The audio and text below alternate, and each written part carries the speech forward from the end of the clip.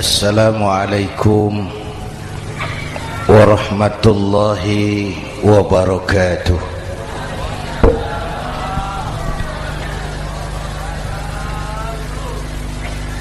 Alhamdulillahi wa kafa, wassalatu wassalamu ala sayyidina Muhammadin al-Mustafa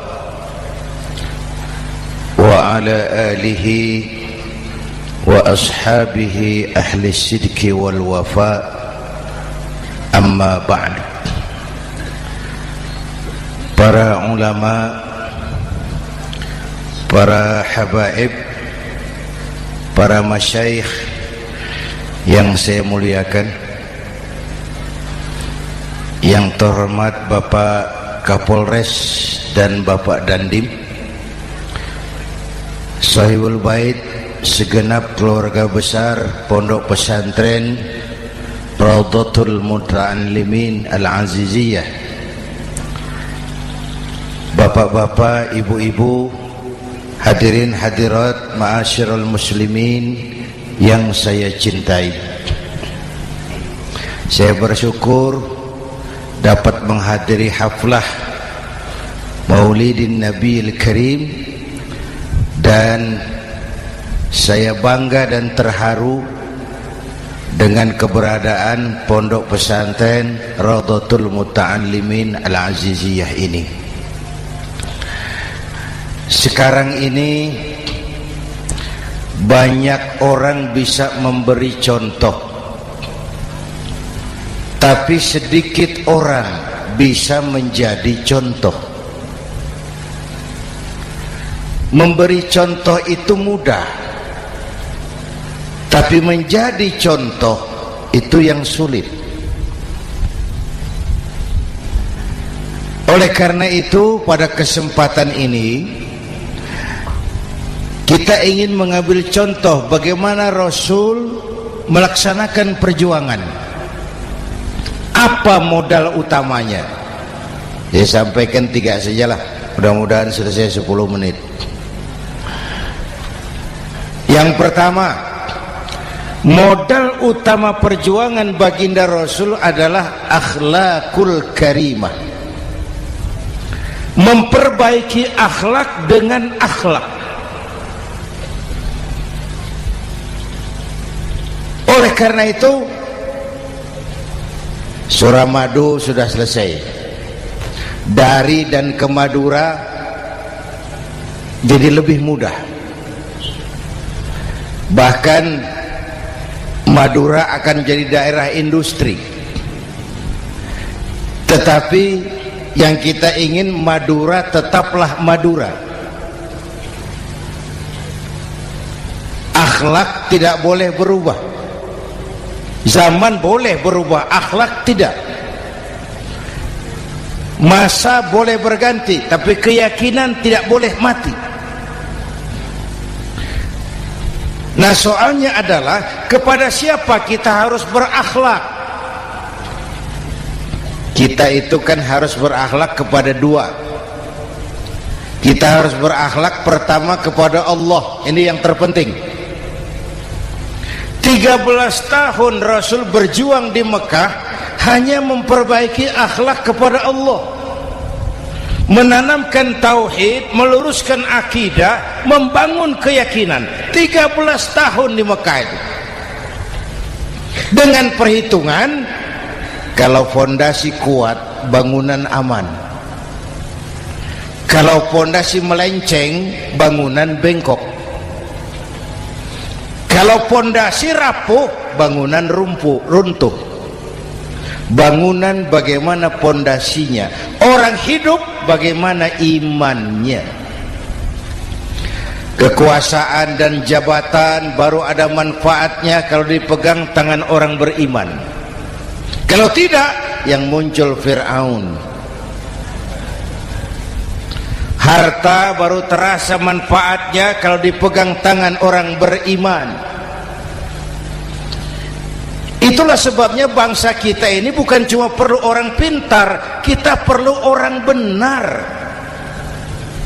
Bahkan di masyarakat lebih baik benar tidak terlalu pintar ketimbang pintar tapi tidak benar.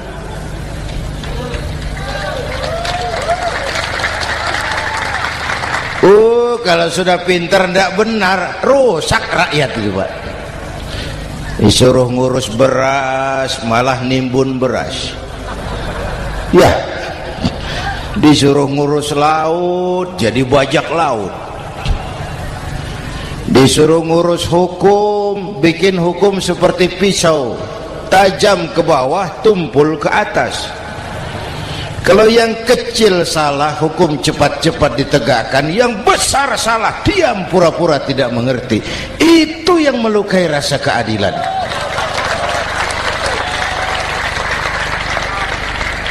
Mulai dari akhlak kepada Allah.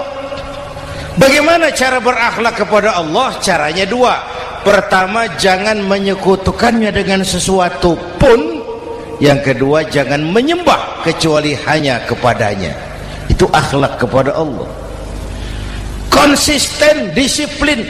Saya bersaksi tiada Tuhan selain Allah, maka saya tidak akan menyembah kecuali hanya kepada Allah. Saya tidak akan takut kecuali hanya kepada Allah. Saya tidak akan minta tolong kecuali hanya kepada Allah. Saya tidak akan melarikan persoalan kecuali hanya kepada Allah. Saya bersaksi Nabi Muhammad utusan Allah, Nabi terakhir. Tidak ada Nabi sesudah Nabi Muhammad. Harga mati, titik. Disiplin. Ada yang mengaku jadi Nabi, wajib tidak percaya. Disiplin. Sekarang ini kan bangsa kita disiplinnya lemah. Korupsi agak sulit diberantas karena pejabat kita takut atasan tapi nggak takut Tuhan.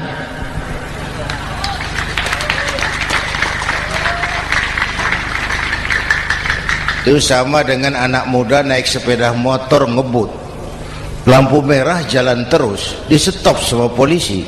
Break. Iya Pak. Minggir. Siap. SIM ada Pak. SNK ada Pak. Tahu kau lampunya merah? Tahu Pak. Kenapa lewat terus? Saya nggak tahu, ada bapak. Itu disiplin kita. Tenang benar jawabnya, kayak orang nggak salah itu.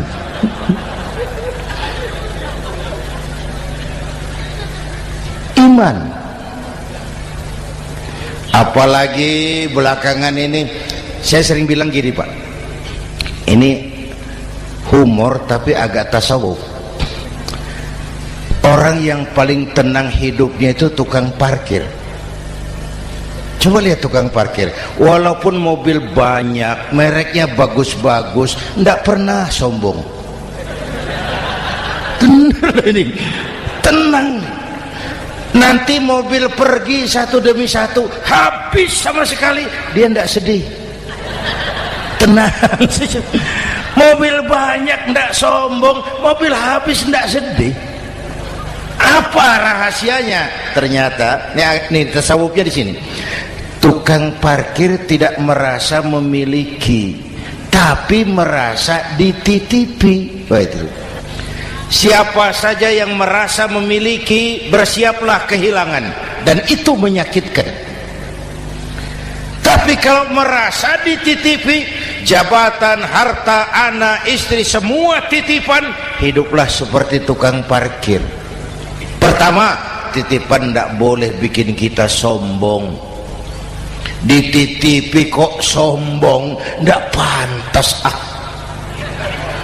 ya. Pak Zainuddin titip mobil ya, silakan. Yang punya mobil pergi, saya petatang peteteng. Tidak pantas dititipi kok sombong. Ada orang dititipi jabatan oleh Allah sombong. Dititipi sombong. Ada enggak pejabat sombong? Ada. Namanya Fir'aun. Itu pejabat-pejabat sombong anak buah Fir'aun semua. Dititipi harta oleh Allah, jadi orang kaya sombong, sama tetangga tidak mau kenal, orang lain kecil semua, jalan tidak injak tanah. kuntilanak.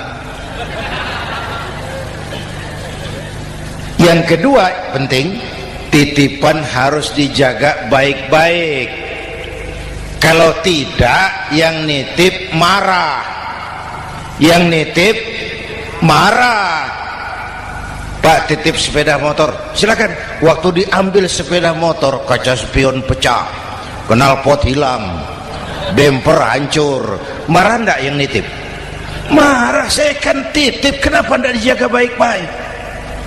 Dititipi harta oleh Allah jadi orang kaya supaya bangun pesantren, bela yatim, santuni yang lemah. Pelitnya 17 setan. Yang nitip marah. Dititipi jabatan oleh Allah isinya korupsi saja, yang nitip marah. Nah, saya mau kasih lihat sekarang. Allah titip Indonesia. Allah titip Indonesia. Hai rakyat, ini Indonesia, aku titip, kata Allah. Sebentar, ada meja mau naik. Silakan, Mas.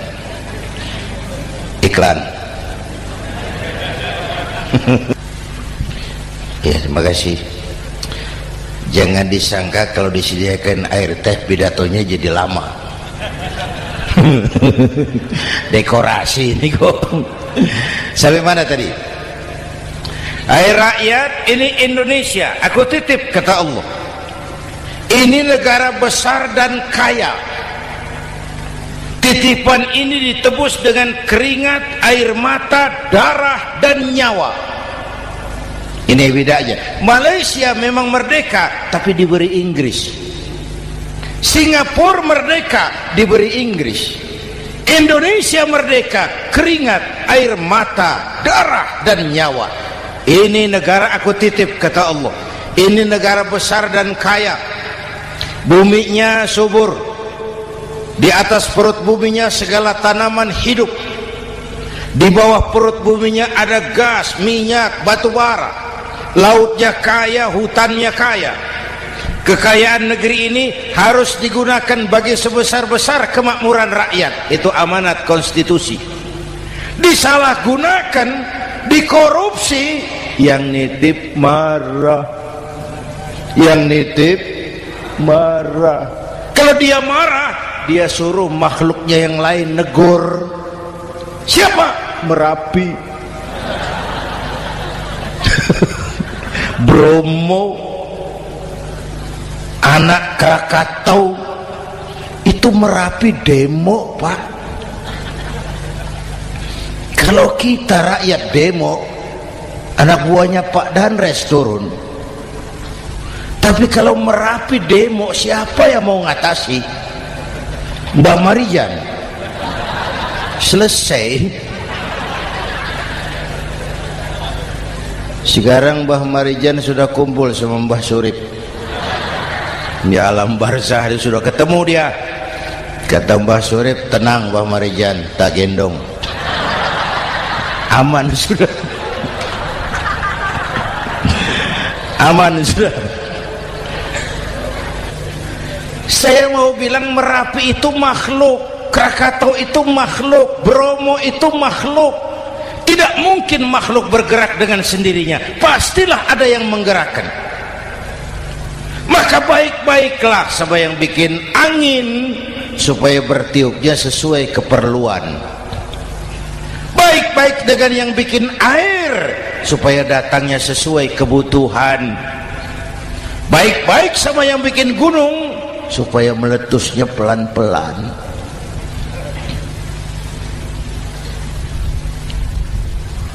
Bapak Ibu hadirin yang saya hormati, menjaga titipan. Jangan menyembah kecuali hanya kepadanya. Jangan menyekutukannya dengan sesuatu pun. Ayo, saya ngobrol kita.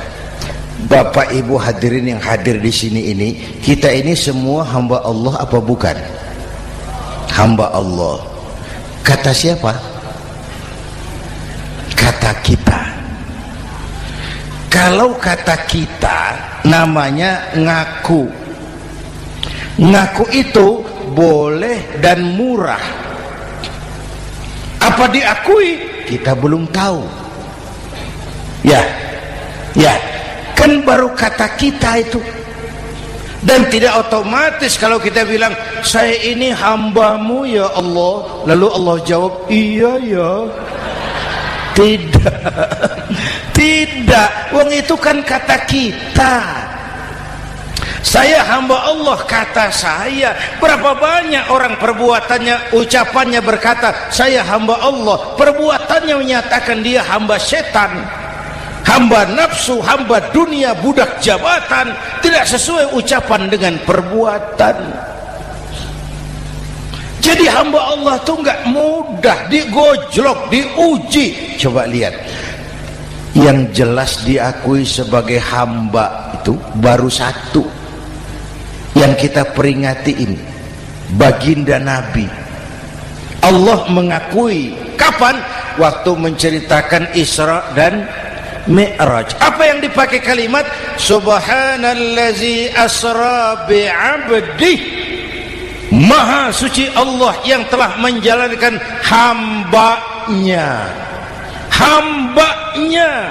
Muhammad itu hambaku, aku jalankan dia. Allah mengakui. Kapan kalimat ini turun? Setelah Nabi digojlok, ditempa, digembleng, diuji, difitnah, dicaci maki, dilontari kotoran unta, sahabat-sahabatnya dibantai. Lolos, Muhammad betul-betul hambaku. Ayo Isra Muhammad. Subhanallazi asra bi'abdi, hambaku. Jadi kalau mau jadi hamba Allah ya diuji, digojlok, digembleng. Nah, mari kita lihat kehambaan baginda Nabi. Orang yang paling bersih hatinya Rasulullah. Orang yang paling baik akhlaknya Rasulullah. Orang yang dosanya sudah mendapat jaminan ampun Rasulullah. Tapi Rasulullah kalau sholat malam bengkak kakinya karena rajin sujud. Hati bersih, akhlak terbaik, dosa sudah diampuni. Tapi kalau sholat malam kakinya bengkak karena rajin sujud. Saya tahu di sini juga banyak yang kakinya bengkak. Cuma urusannya apa? Itu urusan masing-masing. Pada tingkat seperti itu Rasulullah, saya perlu Allah, saya perlu Allah, saya perlu Allah. Yang 100 tahun kita bangun selesai oleh gempa 3 menit. Ya. Yang 100 tahun kita bangun ternyata selesai oleh gempa 3 menit. Kita perlu Allah, kita perlu Allah. Makanya musibah itu kan kalau menimpa orang baik-baik namanya ujian. Kalau menimpa orang setengah baik itu paru-paru yang bikin malaikat bingung. Sholat rajin, maksiat tekun, baca Quran mau, fitnah orang hobi, ngaji nyolong jalan terus. Untung di sini nggak ada yang begitu. Di Jakarta banyak. Di sini insya Allah sama. Jakarta. Orang separuh-separuh seperti itu kalau dapat musibah itu namanya teguran, bukan ujian. Kenapa ditegur? Lalai. Nah, kalau orang jahat dapat musibah itu namanya persekot. Uang muka tanda jadi. Kontannya nanti di akhirat. Kalau diuji bukan saja harus sabar, tapi harus lulus. Kalau ditegur, introspeksi, perbaiki yang kurang, kurangi yang memang berlebihan. Bertali-tali, bersambung-sambung musibah ini, dan musibah kalau datang tidak pernah memilih, tidak pernah memilih. Bapak Ibu hadirin yang saya muliakan, jadi mari yang pertama jaga akhlak kita kepada Allah. Jangan menyekutukannya dengan sesuatu pun, jangan menyembah kecuali hanya kepadanya. Sekarang kan musim entertain, orang pandai membangun pencitraan, orang pinter bikin bungkusan.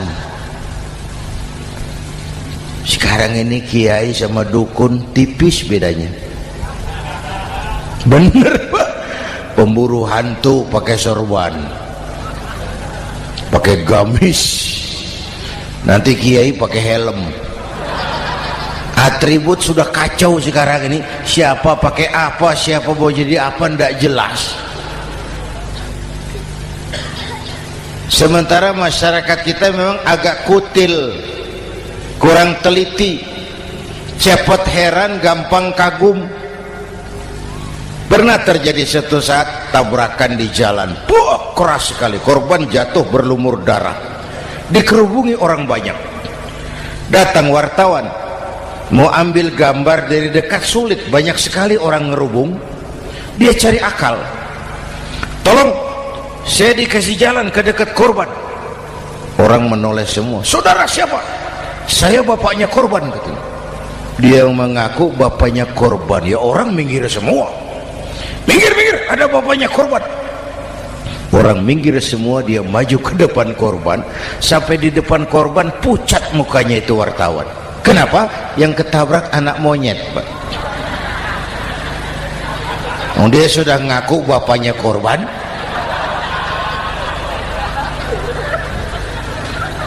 Ini cerita pendek tapi pesannya dalam. Kalau belum kenal benar jangan cepat-cepat ngakui. Ya, rakyat harus cerdas sekarang ini. Emas pasti kuning, benar itu?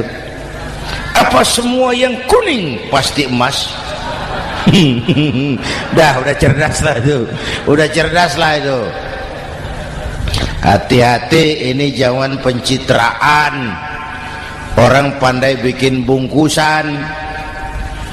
Oleh karena itu kita juga harus punya filter supaya tidak hanyut oleh kedangkalan-kedangkalan pencitraan itu. Satu itu akhlak kepada Allah. Yang kedua, kepada siapa kita berakhlak? Kepada sesama manusia. Kepada sesama manusia itu siapa? Pertama, sesama muslim. Malam ini saya hadir di sini, saya tidak merasa tamu. Saya hanya keluarga di tengah keluarganya. Bahwa saya lahir di Jakarta itu sih kebetulan. Saya enggak pesan. Yang kita tidak pesan jangan diributkan. Kita enggak pesan. Warna kulit seperti ini kita enggak pesan. Dari suku apa lahir kita enggak pesan. Potongan seperti ini kita enggak pesan. Islam membebaskan manusia dari ras diskriminasi. Pada waktu yang bersamaan Islam mengangkat harkat, derajat, martabat kaum wanita. Ini kasihan dari tadi nggak diajak ngomong nih. Pada waktu yang bersamaan Islam mengangkat harkat, derajat, martabat kaum wanita. Ibu-ibu mestinya lebih terima kasih sama Rasulullah. Sebelum Rasulullah datang, nasib perempuan menyedihkan, dilecehkan, harganya murah. Sebelum Rasulullah datang, murah. Sebelum Rasulullah datang, murah. Coba lihat wanita sebelum Islam, sedih, dilahirkan hanya untuk melahirkan, alat pemuas nafsu. Kalaupun berperan, peranannya cuma segitiga, dapur sumur kasur, kasur sumur dapur, putar-putar di situ saja. Nggak usah di Arab, dunia, di Jawa, raja-raja Jawa sebelum kenal Islam seenaknya ngumpuli perempuan kan, selirnya yang 30, 50. Sultan-sultan di Turki piara harem ratusan orang perempuan. Kaisar terakhir dinasti Ming Cina bangun istana 1000 kamar, istrinya 1000. Innalillahi wa inna. Itu saya cuma pikir, raja kalau istrinya 1000, kapan pakai kolor itu raja?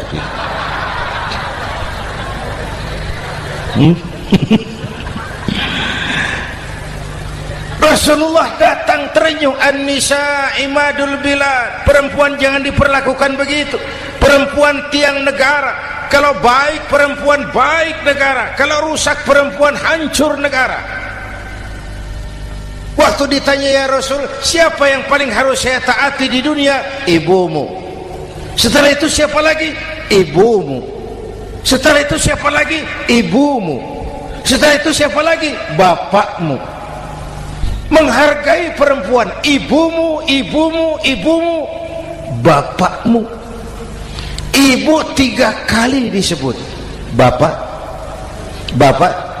1 kali, ibu 3 kali, bapak 1 kali, ibu 3, bapak 1 bapak. Gimana sih ngitungnya jadi kerok begini? Salah ngitungnya, salah.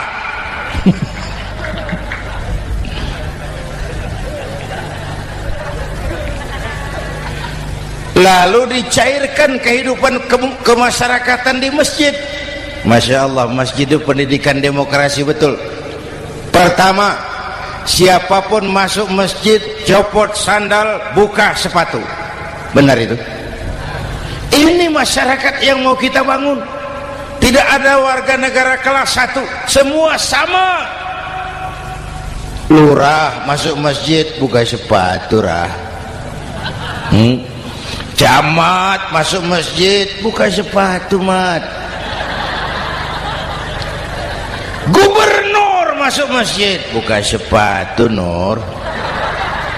Nikmatnya masyarakat masjid, nikmatnya masyarakat masjid. Coba binatang saja harganya tidak sama toh. Sapi yang mahal yang gemuk, betul, karena harga sapi pada dagingnya. Makin gemuk sapi makin mahal harganya. Tapi ada burung perkutut lebih mahal dari sapi, padahal dagingnya sedikit, betul. Kenapa harganya lebih mahal dari sapi? Harga perkutut suaranya. Di mana harga manusia yang paling gemuk? Silahkan bersaing dengan sapi. Maaf.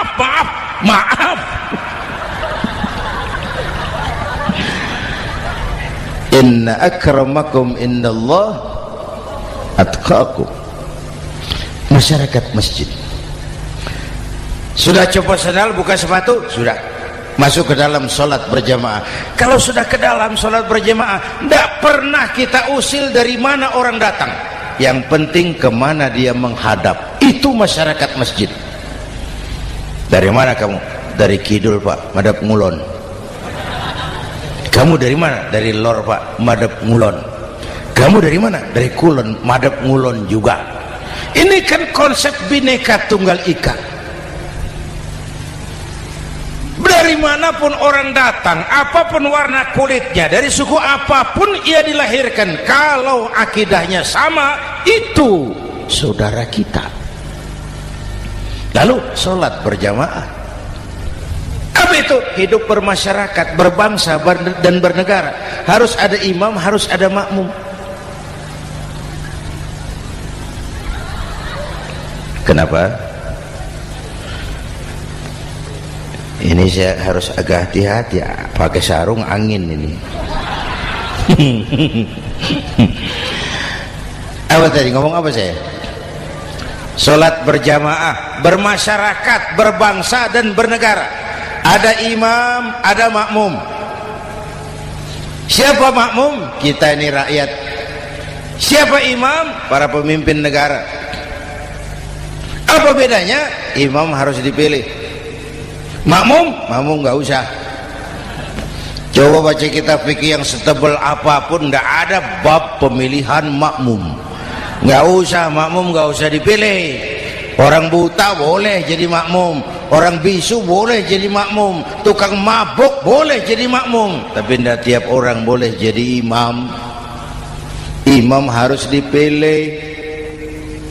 Siapa yang jadi imam? Pertama, a'lamuhum, orang yang paling alim di kampungmu angkat jadi imam. Yang paling alim, bukan yang paling tua. Yang paling alim, tahu urusan, punya konsep, punya visi dan misi, mengerti negara ini mesti dibawa kemana, jalan keluarnya apa, angkat jadi imam. Pak, ada dua orang Pak, alimnya sama, yang mana yang dipilih? Kalau ada dua orang alimnya sama, kata Nabi, afsahuhum, yang lebih fasih lidahnya. Apa artinya fasih? Nyambung sama rakyat, tahu apa yang dimaui rakyat, nyambung. Tidak sah orang fasih bermakmum kepada imam cedal.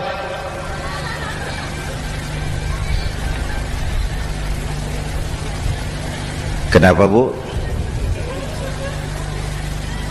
Nyambung. Capek kalau punya imam gak nyambung sama makmum. Makanya kalau sudah jadi imam, pesan Nabi apa? Idza amma ahadukumun nasa falyukhaffif. Kalau kamu jadi imam, ringankan sholat kamu, jangan terlalu panjang. Itu makmum tidak sama kekuatannya. Ada yang tua renta, diri saja sudah gemetar. Ada makmum yang punya darah tinggi, kalau sujud lama kepalanya sakit. Ada makmum yang sudah janji habis sholat mau terima uang. Jangan kalau sudah jadi imam di kota, sholat isya berjamaah, rakaat pertama selesai Fatihah, Yasin, bubar makmum itu. Jadi imam jangan terlalu lama, kayak Husni Mubarak tuh kelamaan jadi imam 30 tahun, rakyat capek.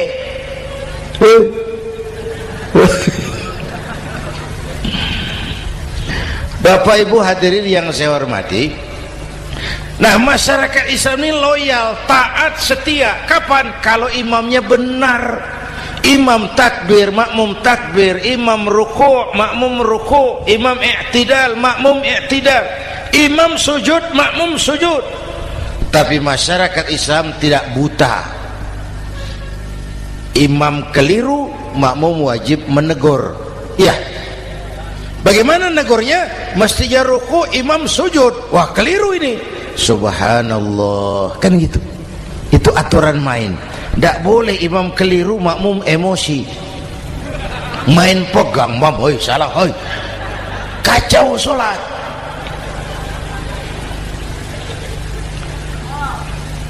Imam buang angin, apa makmum lalu berkata, demi kesetiaan saya kepada imam, imam buang angin, saya lebih keras lagi. Goblok.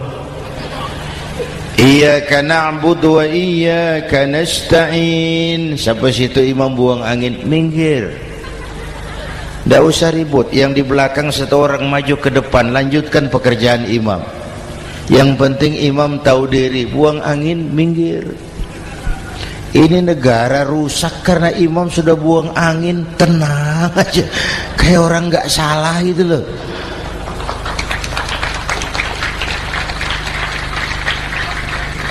Selesai sholat dikasih tahu, imam tadi buang angin ya sedikit. Apa kalau nggak sedikit lalu nggak rusak sholat itu? Nah, dalam berjaga akhlak kepada sesama, ayo kita jaga kesatuan, persatuan, kerukunan, kekompakan. Ini pesantren Raudhatul Muta'allimin Al-Aziziyah, ini aset kita. Keberadaannya, pengembangannya, kelangsungannya bukan sekedar tanggung jawab pengurusnya, tanggung jawab kita sesuai dengan bidang dan kemampuan masing-masing. Yang punya jabatan bantu dengan wewenangnya, yang punya harta bantu dengan uangnya, yang punya tenaga bantu dengan tenaganya, yang bisa doa bantu dengan doanya, yang tidak bisa apa-apa bantu dengan diam. Diam saja lumayan loh itu membantu. Bapak Ibu hadirin yang saya hormati, saya ingat almarhum Panglima Besar Sudirman pernah bilang, kamu itu kalau mau menang harus kuat, kalau mau kuat harus bersatu, kalau mau bersatu hidupkan semangat silaturahmi. Mau menang harus kuat, mau kuat harus bersatu, mau bersatu hidupkan silaturahmi. Bapak Ibu hadirin, rukun antar umat seagama. Beda pendapat boleh, marah jangan. Kalau di Jakarta kan sekarang lagi musim apa itu wahabi yang bid'ah, sedikit bid'ah itu. Saya sih bilang yang suka tahlil bagus, terusin. Yang nggak suka tahlil nggak apa-apa, tapi jangan mencaci maki yang suka tahlil. Orang yang mabuk masih banyak kok yang tahlil dicaci maki. Kita nih seperti orang kurang kerjaan. Waktu guru saya Hadratul Mukarram Ki Haji Dr. Idham Khalid wafat, saya ajak orang baca Fatihah. Selesai, saya lagi duduk di belakang, seorang pengusaha nemui saya, Kiai, kenapa? Saya coba ingin kepastian. Apa? Orang yang sudah mati dibacakan Fatihah itu, apa pahalanya sampai? Saya bilang gini, Mas, kamu kalau nggak percaya mati aja dulu. Saya bacain Fatihah, tunggu di sono. Kalau nggak nyampe balik lagi nggak apa-apa.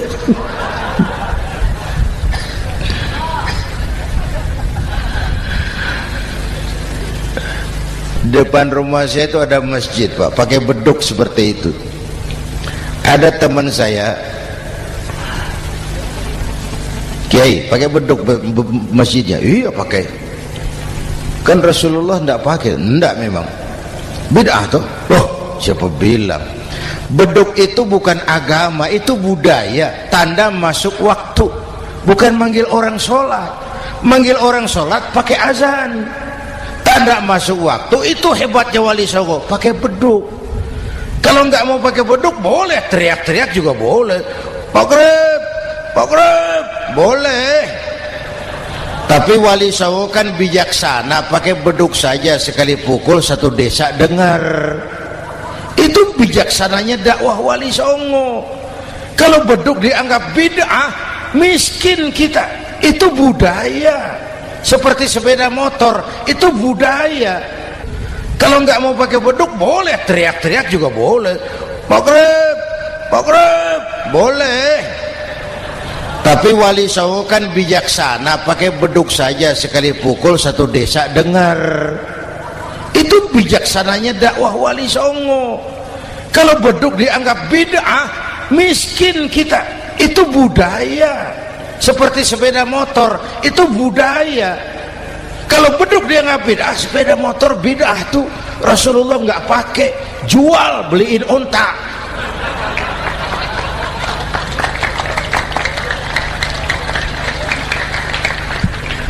Ayo cari persamaan, jangan memperbesar perbedaan. Hormati pendapat orang kalau pendapat kita juga ingin dihormati. Kasus Ahmadiyah meledak lagi di Cikesik, Banten. Lalu pendekar-pendekar HAM menganggap itu tirani, mengganggu kebebasan beragama. Dia lupa bahwa Ahmadiyah masalahnya bukan kebebasan beragama, tapi penodaan terhadap agama. Kalau kebebasan beragama sih umat Islam welcome. Orang mau Hindu, mau Buddha, mau Kristen bebas memilih agamanya masing-masing. Tapi ini kan Ahmadiyah lain, ngakunya Islam tapi ada nabi lagi sesudah Nabi Muhammad, namanya Mirza Ghulam Ahmad, asal dari India. Saudara hadirin yang saya hormati, ini yang prinsip penodaan terhadap agama. Kalau nggak ngaku Islam nggak masalah. Supaya mau aman caranya cuma dua, Ahmadiyah jadi agama sendiri, karena Malaysia sudah melarang, Brunei sudah, Rabitoh Alam Islami menyatakan aliran sesat, Saudi Arabia melarang pengikut Ahmadiyah pergi bikin haji, dia dianggap non muslim. Cuma memang pemerintah kita nggak tegas. Kalau dari dulu dinyatakan dilarang, nggak akan ada lagi kasus-kasus seperti itu.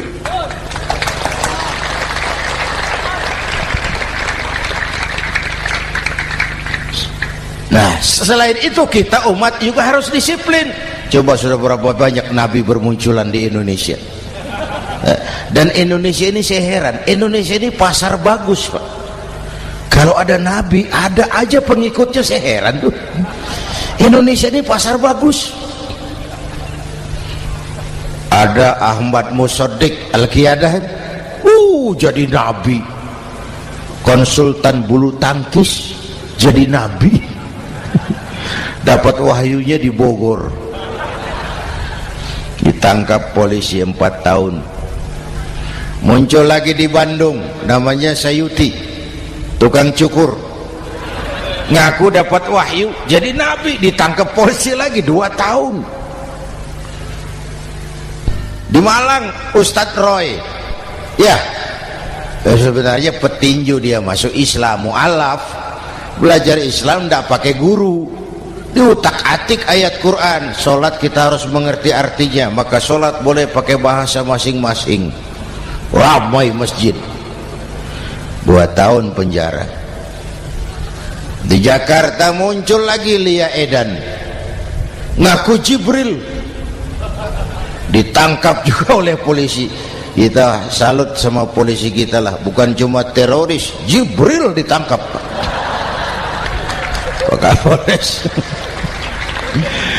Saya bilang sama teman-teman polisi, untung dia ngaku Jibril, Pak. Coba kalau dia ngaku Israel, lebih gawat itu.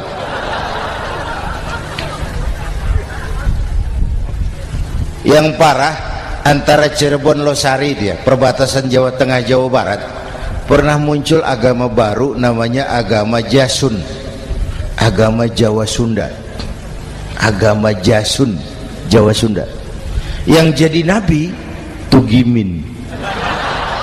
La haula wala quwata. Saya bilang ini jangan jadi nabi, jadi kiai juga nggak angker ini. Al Mukarram Bapak Kiai Tugimin, nggak enak. Yang lebih ndak enak selawatannya loh itu. Kalau kita kan tadi nikmat tuh, ya Habibi ya Muhammad, nikmat rasanya itu.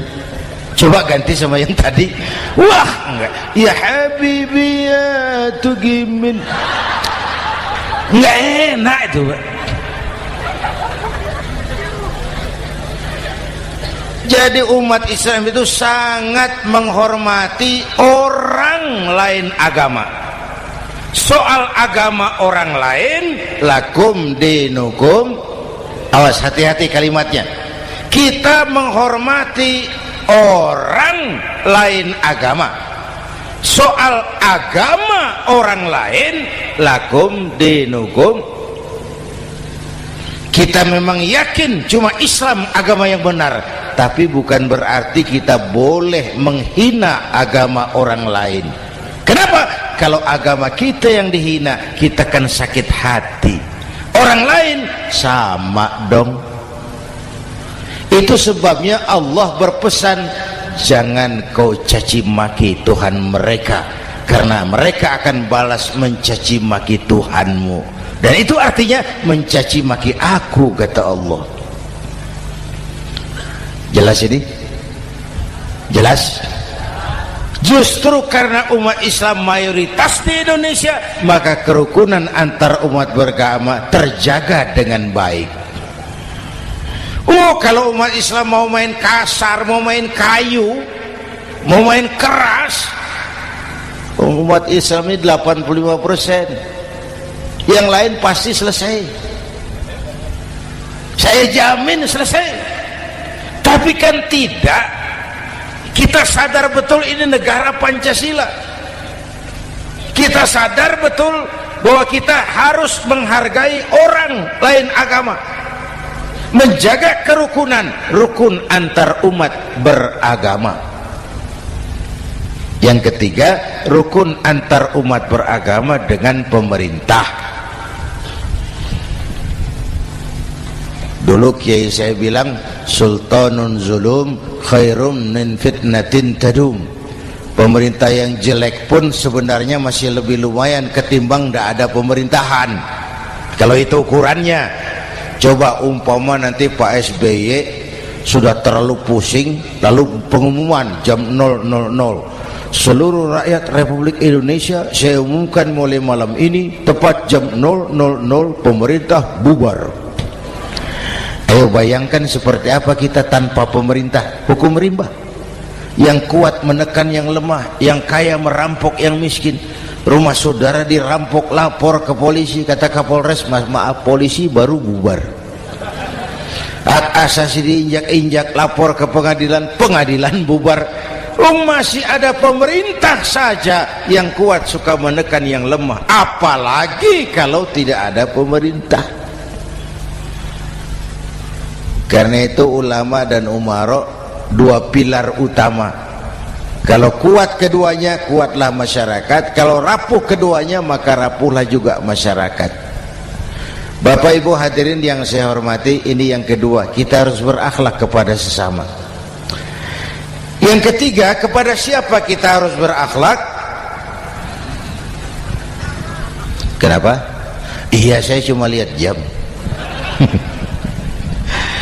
Yang ketiga, kepada siapa kita harus berakhlak? Kita ini harus berakhlak kepada makhluk Allah yang lain di luar manusia. Kepada air kita harus berakhlak loh Pak. Saya dulu remaja ngaji fikih, kiai ngajar makruh buang air kecil di tanah yang berlubang. Saya protes, kenapa makruh kiai? Pertama, untuk kesehatan. Siapa tahu di lubang yang kau kencingi ada gas beracun. Kalau tidak kiai, kalau tidak maka artinya kau harus melindungi binatang yang ada di dalam lubang. Siapa tahu di lubang yang kamu kencingi ada semut sedang rapat membahas masalah Mesir. Apa dosanya lalu mati dikencingi? Ini namanya rahmatan li semut.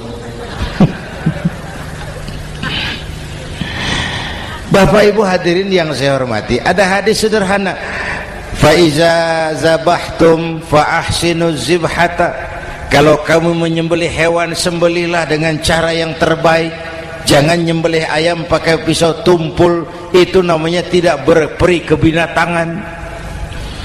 Kepada ayam kita berakhlak, kepada pohon kita berakhlak, kepada air kita berakhlak. Kenapa sekarang alam tidak seramah dulu? Karena kita juga tidak ramah kepada alam. Kenapa sering terjadi banjir? Karena tempat air kita kurangi. Dia bingung mau kemana. Air nggak punya tempat. Akhirnya masuk ke rumah kita juga. Masuk dalam zoharul fasadu bil barri wal bahri bima kasabat aydin nas. Karena kita tidak berakhlak kepada lingkungan. Bapak Ibu hadirin yang saya hormati, jadi itu yang pertama, modal utama perjuangannya akhlakul karimah. Mau sukses, utamakan akhlak. Industrialisasi boleh terjadi di Madura, jalan berhotmik licin, oke, listrik masuk desa, alhamdulillah, tapi akhlak jangan berubah, akidah jangan goyah.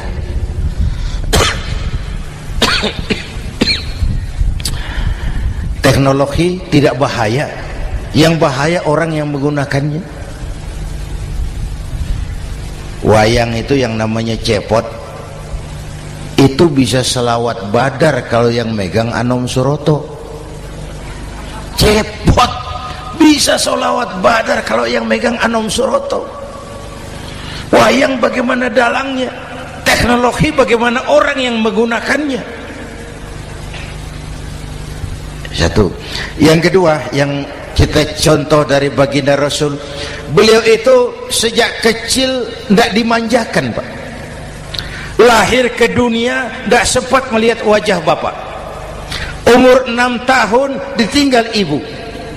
Umur 9 tahun ngembala kambing, berniaga ke Syam. Syam itu Syria sekarang. Umur 9 tahun bisnis lintas negara dari Saudi ke Syria. Remaja tidak dimanjakan, kerja keras, peras keringat, banting tulang, tidak ada pekerjaan halal yang hina. Lahir pribadi yang tegar, mental yang tahan banting, manusia yang tidak cengeng karena sejak kecil ditempa oleh kesulitan.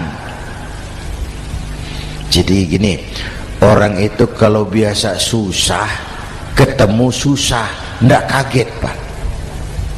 Mentalnya kuat. Saya santri biasa makan kangkung, datang ke rumah teman dikasih kangkung, loh makanan saya ini, dikasih daging ayam, nambah. Orang tuh kalau biasa susah enak. Saya santri biasa tidur di masjid, disuruh nginep di hotel, pules, Pak. Tapi yang biasa tidur di hotel suruh nginep di masjid, encok. Hidup ini perjuangan. Mau sukses harus berani susah. Jangan seperti dulu di cerita santri. Ada santri beternak lebah, ambil madunya itu. Satu hari dia mau periksa sarang lebah, naik ke pohon pakai tangga, pakai sarung biasanya santri. Dia lupa tidak pakai celana dalam. Naik pohon periksa, entah bagaimana terpegang sarang lebah itu, berhamburan lebahnya keluar. Salah satu masuk ke sarungnya, tergigitlah Al-Mukarramnya itu. Dia menjerit, aduh, jatuh berguling ke bawah. Sudah lama jatuh, dia buka sarungnya, dia lihat bengkak. Karena bengkak kan jadi besar, senang juga dia. Dia berdoa, ya Allah, hilangkan sakitnya, biarlah bengkaknya. Ini kan, ini doa orang nggak konsekuen. Bengkak dan sakit itu paket. Mau bengkak ya harus berani sakit. Masa sakitnya bengkaknya mau, sakitnya nggak mau. Itu satu itu. Yang kedua, kita ini sering kalau punya cita-cita sering seperti rapat tikus. Satu hari sekelompok tikus rapat paripurna tikus untuk mengantisipasi bahaya kucing. Bagaimana supaya kucing itu jangan lagi mengganggu kita? Akhirnya ada yang mengusulkan begini, bagaimana kalau di leher kucing kita gantungkan lonceng, supaya kalau dia datang dari jauh suaranya sudah kedengaran dan kita bisa lari menyelamatkan diri. Wah, cerdas dia. Setuju, setuju semua. Setuju, bagus. Nah, oke. Waktu pembicaraan dilanjutkan, tikus mana yang mau menggantungkan lonceng ke leher kucing? Rapat bubar.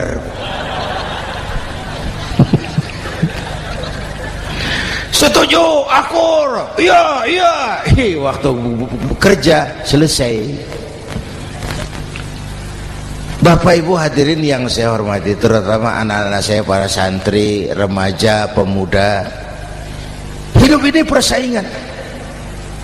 Bapakmu tamat SD nak, kau sarjana. Bapakmu cuma jadi RT nak, kau camat. Bapakmu tukang tabal ban, kau harus punya pabrik ban. Anak saya pertama dulu saya titip mondok di Tebu Ireng.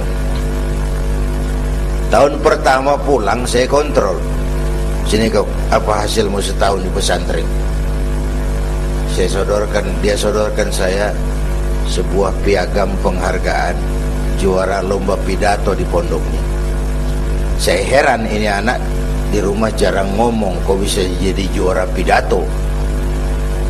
Saya tanya, kamu bisa pidato, apa yang dipidatoin? Dia bilang, kan kaset ayah dihafalin gitu. Ya saya ketawa juga, waktu itu dia masih anak-anak. Baiklah, tapi apa cita-citamu? Saya kepengen seperti ayah. Wah, kau ini salah. Kalau aku ayahmu di matamu menurutmu hebat, mestinya kau 10, 100, 1000 kali lebih hebat dari orang-orang yang kau anggap hebat. Karena tantanganmu akan lebih berat dari tantangan yang aku hadapi sekarang. Kalau kau sama dengan aku, kau ditinggalkan zaman karena kau tidak mampu menjawab tantangan zamanmu. Bapak Ibu hadirin yang saya hormati, persaingan tajam, tantangan makin berat. Oleh karena itu diperlukan semangat yang dicontohkan Nabi. Kerja keras, peras keringat, banting tulang. Tidak ada pekerjaan halal yang hina. Sejak kecil ditempa oleh kesulitan. Asal jangan seperti saya tadi ngobrol sama teman-teman, sekarang ini di negara kita banyak politisi miskin negarawan. Pejabat-pejabat kadang-kadang kalau ngelihat rakyat tuh komentarnya nggak berpihak kepada rakyat. Saya ingat waktu Mentawai dihantam gempa, Nias hancur, infrastruktur hancur, rumah rakyat luluh lantak. Ketua DPR Pak Marzuki Ali bilang, bagaimana itu rakyat? Ya itu resikonya punya rumah di pinggir laut. Waduh, ini bukan komentar pemimpin, rakyat lagi susah kok dibilang kayak gitu. Saya prihatin dengan ucapan kayak gitu. Waktu cabai 100.000, di sini berapa sekarang? Sama ya. Waktu cabai mahal, ada pejabat bilang, rakyat suruh nanam cabai aja di halaman rumahnya. Ini kan gak solutif dan gak cerdas. Cabai naik, rakyat suruh nanam cabai. Nanti beras naik, rakyat suruh nanam padi. Yang saya khawatir kalau telur mahal, apa rakyat suruh betelur gitu? Ini kan gak cerdas dan gak solutif. Bapak Ibu hadirin yang saya hormati, apalagi tadi sudah saya bilang di awal, kita ini bangsa yang ditempa oleh kesulitan. Mau merdeka saja dengan keringat, air mata, darah dan nyawa. Kita tidak boleh cengeng menghadapi kesulitan ini. Tegar, tahan uji, tahan banting, dan seterusnya. Itu hal yang kedua. Yang ketiga, terakhir, Rasulullah itu sosok yang ibadahnya luar biasa. Tadi sudah saya jelaskan sebagian. Ibadahnya luar biasa. Ayo kita bantu keamanan negeri kita ini. Dengan apa? Istighfar. Wa ma kana Allahu mu'adzibahum wa hum yastaghfirun. Allah tidak akan turunkan bencana selagi di tengah mereka masih banyak orang-orang yang istighfar. Rasulullah yang dosanya sudah diampuni sehari 100 kali istighfar. Ayo kita ngobrol ini. Pak, saya ini, Zainuddin ini, kalau mengharap masuk surga dengan amal yang saya kerjakan sendiri, rasa-rasanya tipis harapan. Bener. Sholat saya berapa banyak saya tahu.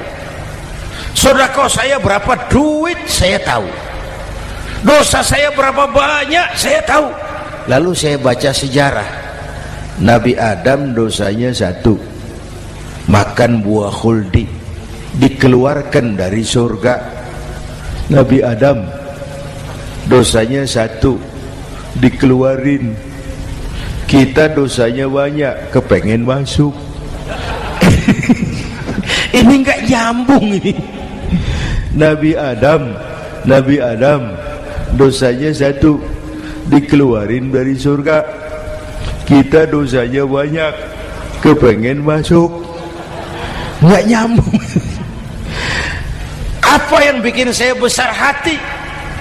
Apa yang bikin saya optimis? Ada dua, Pak. Pertama yang disebut rahmat Allah, yang kedua disebut syafaat Rasulullah. Dua itu, Pak.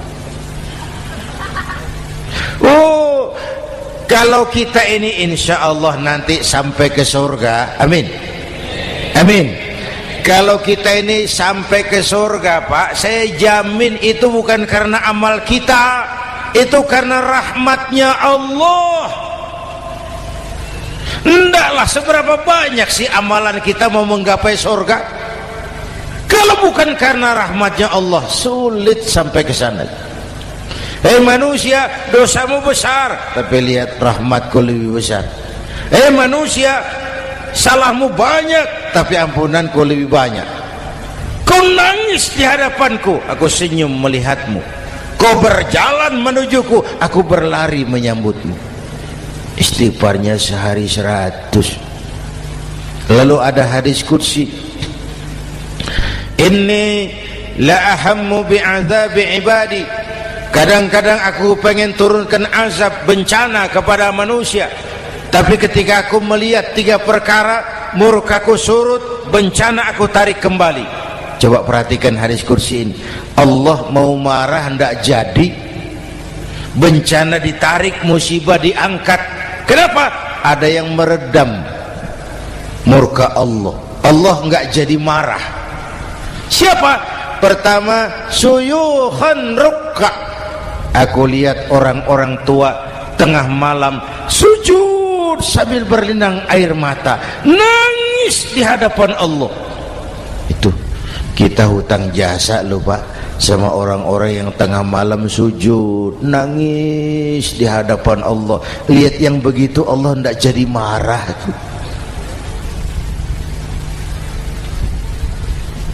Saya tahu bapak-bapak ini, ibu-ibu kan suaminya sering bangun tengah malam ya, Bu. Kencing. Bikin bingung malaikat. Sudah mau ditulis tahajud, kencing doang. Kata malaikat, sialan, hampir salah tulis.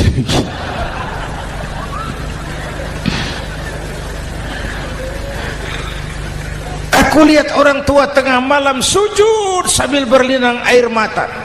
Lalu aku lihat bayi-bayi tanpa dosa masih menyusu, sibyanan rudda. Bayi-bayi tanpa dosa masih menyusu, suci, bersih, belum ternoda. Wabaha iman rutta. Dan aku lihat binatang ternak melata mencari makan, kambing mudah cari rumput, alam terjaga keasriannya. Bagaimana bencana enggak mau nambah? Kita mengamalkan hadisnya juga terbalik. Yang diminta itu orang tua tengah malam sujud, bayi tanpa dosa nyusu. Sekarang bayi tanpa dosa dibuang ke tempat sampah gara-gara orang tua tengah malam nyusu. Terbalik namanya.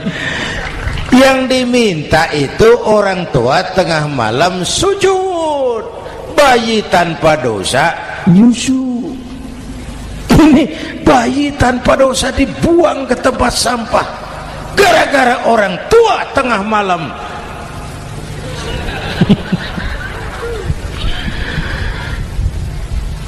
Bapak Ibu hadirin yang saya hormati, rahmat Allah kita perlu. Yang kedua, syafaat Rasulullah. Mari saya cerita syafaat sedikit. Ini sudah jam 00 lewat 5 menit ya. Ini kalau hitungan Indonesia ini sudah ganti hari, Pak. Jadi inilah ceramah terpanjang di dunia. Bayangkan saya pidato dari hari Selasa sampai hari Rabu.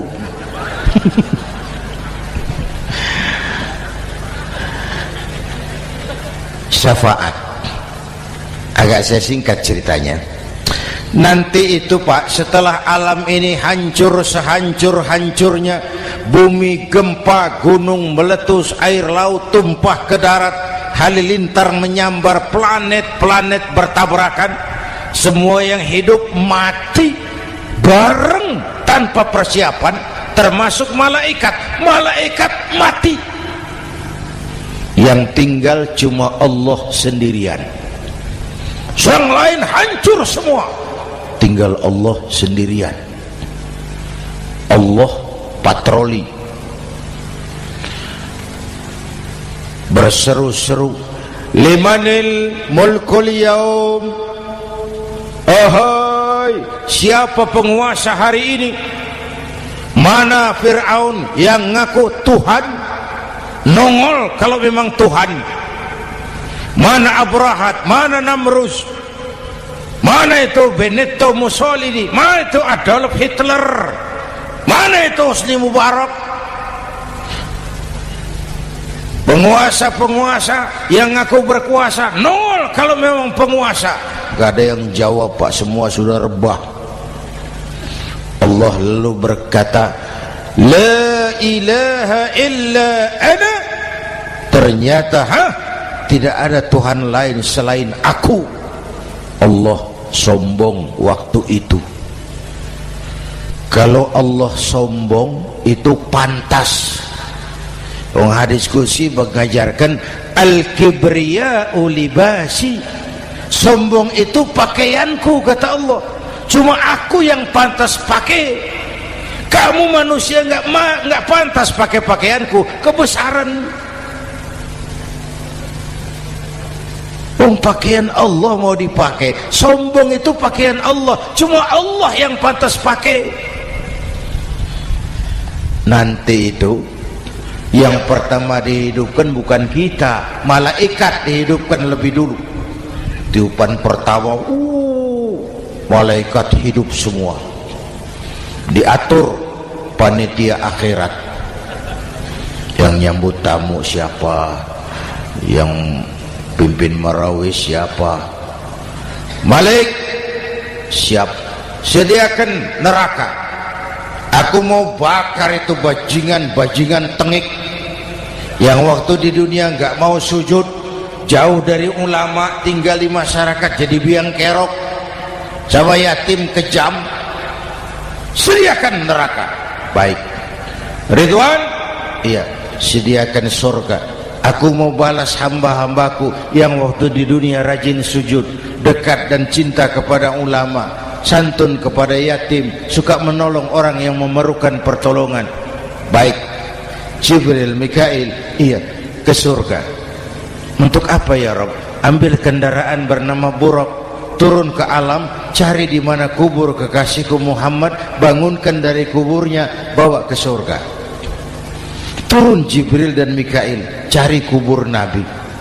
Wong alam sudah hancur-hancuran, jangan cari kuburan, cari bangkalan aja nggak ketemu. Bingung dua-dua. Jibril, sebelah mana kubur Nabi? Nggak tahu Mikail. Lalu dua-duanya sujud mohon pertolongan Allah. Dengan izin Allah terbuka kubur Nabi. Allahumma sholli alaihi wa ala alihi. Bangun dari tidur seperti orang bangun dari kubur seperti orang bangun tidur. Nabi mengusap mata, menoleh ke kanan Jibril, menoleh ke kiri Mikail. Lalu tanya, ayu yaumin hadza ya Jibril? Ini hari apa Jibril? Ini hari apa? Hadza ma wa'ada ar-Rahman. Ini hari yang dijanjikan Allah Muhammad. Ini kiamat. Kiamat Jibril? Kiamat. Jibril, kalau memang ini hari kiamat, aina ummati? Umat saya mana Jibril? Umat saya mana? Allah karim. Belum pernah saya lihat di dunia ada satu pemimpin yang begini besar cintanya kepada umatnya seperti baginda Rasul. Dari dunia sampai akhirat beliau cinta kita. Dari dunia sampai akhirat beliau bela kita. Bangun dari kubur, tahu hari sudah kiamat, yang pertama ditanya, aina ummati? Umat saya mana Jibril? Kita yang ditanya. Kalau saya yang pertama dibangkitkan dari kubur, lain pertanyaannya. Ini hari apa Jibril? Kiamat Zainuddin. Oh, bini saya mana Jibril? Nabi enggak tanya Khadijah wala Fatimah wala Aisyah, aina ummati? Umat saya mana Jibril? Umatmu? Iya. Kau manusia pertama yang dibangunkan dari kubur. Yang lain masih dikubur. Oh. Lalu kita ke surga Muhammad. Perintah Allah, perintah Allah. Sampai di surga seperti orang tidak betah Nabi itu, resah, gelisah, mondar mandir, mukanya murung. Yang punya surga kan negur, Muhammad, labbaik ya Rabb. Tidak enak di surga ya? Enak. Kok kamu seperti orang nggak kerasan gitu loh, resah, gelisah. Kenapa? Saya teringat umat saya ya Allah. Umat saya bagaimana nasibnya? Iya, saya sudah enak di DPR. Salah. Saya sudah enak di surga, gaji cukup, kursi empuk, dapat mobil dinas. Nggak. Umat saya yang waktu kampanye kepanasan itu gimana nasibnya?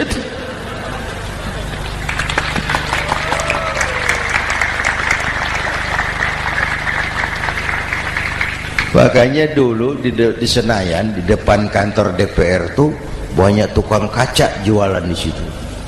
Saya bilang ini tukang kaca pintar dagangnya di situ. Pas, maksudnya supaya yang mau berkantor di situ ngaca dulu. Ya, wakil lurah pasti tidak lebih tinggi dari lurahnya.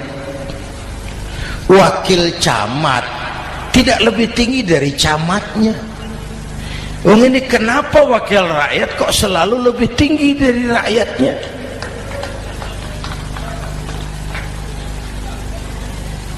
Kan yang memberikan mandat kita rakyat. Kemerdekaan bertujuan mengantarkan rakyat ke gerbang kesejahteraan.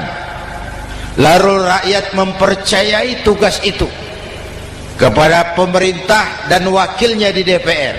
Saya percayakan kamu mengantarkan rakyat ke gerbang kesejahteraan. Itu amanat Undang-Undang Dasar. Biasanya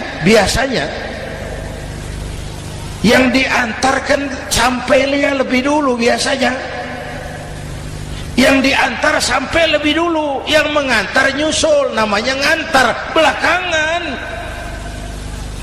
Ini lebih cepat wakil rakyatnya makmur daripada rakyatnya. Yang mau ngantar makmurnya lebih dulu dari yang mau diantar. Yang diantar kelelerahan di jalanan, yang mengantar udah sampai. Jadi bagaimana Muhammad? Saya minta izin mau keluar, tengok saya punya umat. Oke, saya potong ceritanya. Saat manusia dibangkitkan dari kuburnya masing-masing, Masya Allah, Masya Allah, saya nggak sanggup bayangkan jumlah manusia yang hidup di muka bumi sekarang kan 6 miliar. Cina berdua, India 2,5 miliar. Cina 1,5 miliar, India 1 miliar rakyatnya. Berdua sudah 2,5 miliar. Itu kalau kencing bareng banjir besar. Bayangkan manusia dari awal sampai akhir berapa puluh miliar kumpul di padang mahsyar. Subhanallah. Sibuk, panik, bingung mau disidang di hadapan Allah. Sebagian kumpul di pojokan berunding, kita mau disidangi. Terus ayolah kita cari bantuan. Kemana? Adnan Buyung. Begini. Kita ini kan anak cucu Nabi Adam. Pantas dong kita minta tolong sama beliau. Yuk, setuju. Berangkat cari Nabi Adam. Ya Adam, anta abal bashar. Adam, tuan datuknya manusia, kami cucu kamu, anak turunan kamu mau disidang, tolong kami Adam, tolong. Kata Nabi Adam, Quraisy mas, rombongan Jawa udah aku naik mumet lagi sama Nabi Nuh saja. Nuh bilang tidak bisa, saya juga punya masalah, pernah minta obat ditenggelamkan. Ibrahim barangkali, semua Nabi hand up, angkat tangan. Dikala itu yauma la yanfa'u malun wala banun, di mana harta tidak ada lagi artinya, anak-anak tak jadi beban, tiap orang sibuk dengan urusannya sendiri-sendiri. Saat itu ada satu pemimpin, Allahumma salli alaihi wa ala alihi, diizinkan Allah. Dikala semua nabi yang lain angkat tangan hand up, beliau malah ummati ana laha, ta'ali ummati, ta'ali ummati, umatku sini, umatku sini. Beliau memanggil-manggil umatnya. Yang bagaimana yang dipanggil? Ada hadis, inna ummati ya'tuna yaumal qiyamah ghurran muhajjalin min atharil wudu. Umatku besok di akhirat datang menghadap Allah dengan muka bersinar-sinar karena sering wudu. Sering wudu kan sering sujud. Masa cuma wudu tapi enggak sujud? Itu nanti enggak usah mengaku Rasul yang panggil, sini umatku. Tapi kalau muka enggak pernah wudu, enggak pernah sujud, merangkak di depan Nabi, saya umatmu ya Rasul. Kata Nabi, umat saya enggak ada yang kumbal gini. Dikala itu beliau berkenan memberikan syafaat. Syafaat itu saudara-saudara, saya pakai sarung, sobek sedikit. Syafaat itu nambeli, itu loh. Salat saya kurang sedikit, sedekah saya campur riak sedikit, puasa saya tidak ikhlas sedikit, ditutup dengan syafaat. Saya mau dagang, perlu modal 20 juta, saya punya uang 15 juta, yang 5 juta syafaat. Jadi harus ada modal. Kalau sholat tidak pernah, sedekah tidak pernah, lalu syafaatnya dari mana? Yang dapat tambelan itu yang punya sarung bolong, punya sarung sobek, ditambal dengan syafaat. Lah kalau tidak ada sarung, apa yang mau ditambal? Ya. Nah, mudah-mudahan kita semua mendapat rahmat Allah dan mendapat syafaatnya Rasulullah Sallallahu Alaihi Wasallam. Bapak Ibu hadirin, sudah 7:30 lewat 4 jam. Saya pun kangen, tapi hari sudah larut. Insya Allah lain kesempatan kita jumpa lagi. Terima kasih kepada Al-Mukarramun, para ulama, para habaib, pengasuh pesantren Raudhatul Muta'allimin Al-Aziziyah, dan semua yang hadir. Mudah-mudahan yang saya sampaikan ada manfaatnya. Usikum wa iyaya bitaqwallah. Aqulu qawli hadza fa astaghfirullahal azim li wa lakum. Wassalamu alaikum warahmatullahi wabarakatuh.